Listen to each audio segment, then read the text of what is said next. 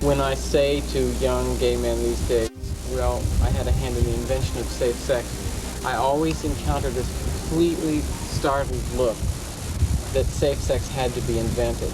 In order to produce safe sex guidelines, you've got to have some kind of notion about transmission. If you don't know, you've got to have a model. I had produced a model that made sex possible because part of the model said that this was a multifactorial process, and although it may prove to have been mistaken, it did say there wasn't a single episode that could cause this, but it was accumulation of multiple things. I said, you should really be writing about this, to tell gay people. He said, I've got an office full of patients, I'm involved in research, I don't have time to write.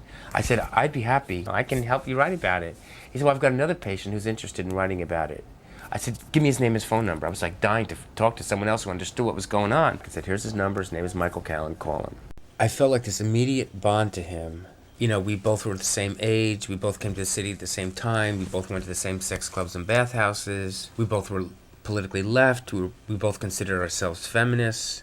So between the three of us, Joe's contempt for like S&M and loveless promiscuity, Michael's experience, as a bottom, everywhere's in the city, and my experience as a sex worker, a busy S&M hustler. So between the three of us, there was a great balance. And about twice a week we'd get together for these long writing sessions where we'd be working on this big think piece about promiscuity and AIDS.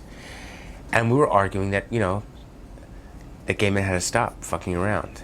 There are so many viruses and infections which are now epidemic on the urban gay circuit of bathhouses and back rooms that we believe that AIDS is just the unfortunate conclusion to the unprecedented level of urban gay male promiscuity since Stonewall. When you first wake up to AIDS and you go through a panic and you're freaking out about your health and about dying, you go through a really deep sex-negative period. So the idea of defending promiscuity wasn't in your psyche. So one night I come home after a long writing session and the doorbell rings. And I answer the doorbell and it goes, I said, who is it? He says, Tom from Connecticut. I said, Tom. I said, Tom, I'm not working anymore.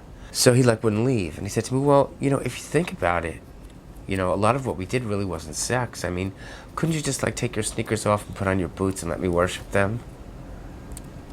And a light bulb went off in my head. I started thinking about all the scenes that we did that really weren't sucking and fucking. It was like the hottest fucking scene we'd ever had.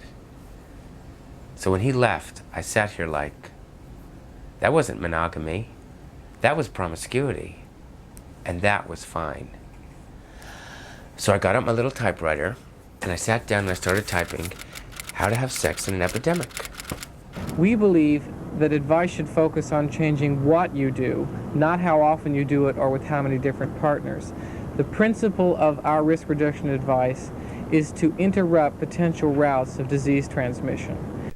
And when the booklet was all done, and Michael and I ran to Joe to say, we said, here, it's done, read it. We'd paced around his desk waiting for him to tell us how fabulous it was. And he looked up when the booklet, if he was done reading it, and he said, you've written 40 pages on sex. You haven't mentioned the word love once.